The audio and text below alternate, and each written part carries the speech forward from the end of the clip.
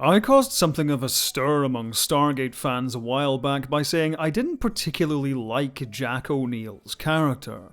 I want to be clear by saying I like Stargate a lot. In fact, when I rewatched all the shows from my retrospective series, I gained a newfound appreciation for its intricate world building and optimistic tone. However, I found myself disliking Jack O'Neill on many occasions, and the main reason comes down to the character's humour. Stargate's tongue-in-cheek approach to space opera is one of its strengths, and while it has many great comedic moments throughout its run, I consider Jack O'Neill's comedy to be a weak point of the show. My problem with Jack O'Neill is that for the most part, he's written with the same joke over and over again. SG-1 gets itself into a serious situation, and O'Neill acts like it isn't serious. I could imagine fans who watched the show when it came out with a weekly break between episodes didn't have a problem with this, but it becomes stale very quickly when watched in a modern context. Bathos is a problem which plagues modern blockbusters and a few high-end TV shows. It always strikes me as coming from a place of insecurity. The filmmakers are worried the audience will think their work is cheesy or self-serious, so they chicken out by undercutting their own drama to show the audience they're in on the joke. The problem is, sometimes we aren't looking for jokes, sometimes we want to be caught up in the story. Stargate's lasting popularity is undoubtedly due to the TV shows, but I grew up with the original movie for the most part. Say what you like about most Roland Emmerich movies, but I've always appreciated their sincerity. Is it silly to suggest the pyramids were built by aliens? Yes, but if one suspends their disbelief and goes along with the concept, we get to have fun on an exotic adventure full of fascinating ideas, striking visuals, and memorable larger-than-life characters. I don't see what's added by getting cold feet and pointing out how silly everything is again. Admittedly, SG-1's humour is strong in many episodes. Window of Opportunity and 200 are two of my favourite episodes precisely because of their comedic content, and Jack O'Neill indeed comes out with some great lines here and there. But the overwhelming amount of O'Neill's humour relies on quippy dialogue, sarcasm, and borderline smugness. There are times when O'Neill stops joking around and Richard Dean Anderson delivers the dramatic goods, but there's a lack of consistency which becomes a real problem. Take the Skara arc, for example. Skara was like a surrogate son to O'Neill, so when he's possessed by a Goa'uld, O'Neill is understandably angry and upset. His emotions around this subject remain consistent until the season 1 finale where O'Neill is forced to shoot Skara to save Daniel Jackson. The tone of the writing and Anderson's performance are appropriate to the situation, but in the episode where Skara is finally freed from the Goa'uld, O'Neill plays it far too casually. Some may suggest O'Neill is simply guarded with his emotions, but I don't get the sense from the script or Anderson's performance that he's fighting to hold back more powerful emotions here. He's pleased to see Skara, of course, but they greet each other like old mates at the pub, not found family members brought back together after living through a nightmare. This is where O'Neill's flippant attitude starts to grate on me. The way he casually shrugs off world-ending threats completely deflates the dramatic tension of many episodes. I've seen some people make the realism argument with O'Neill, that real soldiers are trained to stay calm under pressure.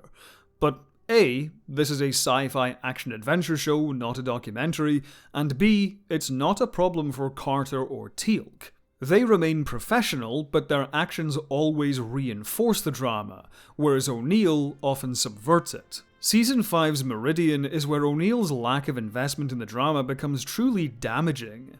He and Daniel Jackson are supposed to be close friends. They were together on the first Stargate mission and have fought side by side for years. Yet when Daniel comes to O'Neill in a vision to say goodbye as he dies from radiation poisoning, O'Neill is calm and casual. Daniel, yeah. This is supposed to be a big emotional moment in the series, but O'Neill's lack of emotional expression severely limits its impact. It's not a problem in every episode, but it's a problem in enough episodes that I ended up disliking O'Neill's presence a lot of times. Like I said though, I am making this critique from a modern perspective. I can understand why, at the time, O'Neill's sense of humour was refreshing to many audiences. Sci-fi shows like Star Trek had a reputation for being stuffy and a little stilted. So when O'Neill showed up on the scene winking to the audience, laughing in the face of danger, and being a badass at the same time, naturally many viewers gravitated towards the character. However, divorced from that context, I don't feel Jack O'Neill's humour holds up at all. So am I saying sci-fi heroes should never be funny? Do I think they should all be stalwart officers like the crew of the Enterprise? No. In fact, there was a show which overlapped Stargate SG-1, which featured a much funnier main character whose offbeat sense of humour never detracted from the drama of his stories. I refer, of course, to John Crichton of Farscape. Whereas Jack O'Neill seemed disaffected by all the sci-fi weirdness he encountered, John Crichton revels in it. Farscape is a weird show by design, but rather than having John Crichton turn to the audience and say, "Hey, get a load of this," his energy level always matches the situation. For example, in the fan-favourite episode Crackers Don't Matter, Crichton has to pile on all these layers of protection to confront the episode's villain. With each new edition, his look gets sillier and sillier until he ends up looking like a reject from the Masters of the Universe movie. Now, a Jack O'Neill type may comment something like, "Well, this is just peachy." But Crichton matches the scene's absurd energy by humming the Ride of the Valkyries and striking a heroic pose. It serves as the perfect punchline to the setup which has been building since the start of the scene. Another good example comes in the season finale. For most of the season, Crichton has been hunted by Crace in his quest for revenge. By this point, Crace has captured, tortured, and tried to kill Crichton several times, putting him through untold physical, mental, and emotional pain. So when Crace is forced to turn to Crichton for help in the episode, it's the last thing anyone is expecting. When Crace boards Moya, a quippy O'Neill type may react by saying, "Well, this is a surprise," but Crichton reacts like this. My boy Crace! It's a funny reaction, but it's still appropriate. Whether he's yelling in anger or laughing in disbelief, the tone of the scene remains consistent. His sense of humour therefore becomes his survival mechanism, a way for him to stay grounded and not lose his mind. Though that's easier said than done considering Farscape's main story arc. In any case, Crichton is often at his most buffoonish when he's at his most hopeless. Take this incredible sequence from the episode Look at the Princess. He's cornered by his arch enemy with no way out and no weapons to fight with. Yet in only a few minutes he manages to completely turn the tables by acting like an absolute lunatic. Whereas Jack O'Neill would deflate the situation with humour, Crichton inflates it until it bursts. His enemy threatens to kill him, he threatens to kill himself right back. Here, Crichton almost stages an on-the-spot variety show with impressions, Oh, Officer Bracker, what the hell happened? Self-deprecating jokes, Kill my sex life! Now! Quick, shoot! and pop culture references only he understands. Get back! Get back or the white boy gets it! This is what makes Crichton's humour and Farscape in general so much mad fun. Jack O'Neill's humour is a predictable, reliable formula, but Crichton keeps us guessing. Just like his enemies, the viewer never knows what he's going to do next. If there's a party, I don't want to stand off to the side with the smug guy who thinks he's too cool for it all. I want to join in and have fun, and that's a lot easier to do with John Crichton than Jack O'Neill.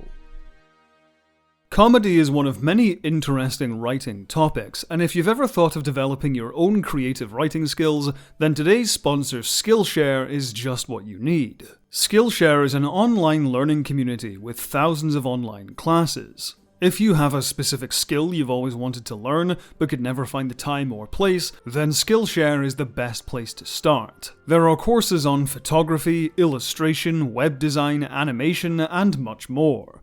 I edit my videos in DaVinci Resolve, and Skillshare's course by Marcel Patillo is a great place to start learning the fusion function. It's always been an intimidating part of the software, but thanks to Skillshare, I'm on my way to becoming an expert. It's completely ad-free, so no distractions as you go, and there are new premium classes launched every week. The first 500 people to use the link below will get their first month completely free when they join. Thank you once again to Skillshare for helping support my channel. Thank you for watching. Leave the video a like, and if you want to stay up to date on future uploads, hit the subscribe button and bell icon. You can also see videos early, uncut, and ad-free by joining me on Patreon.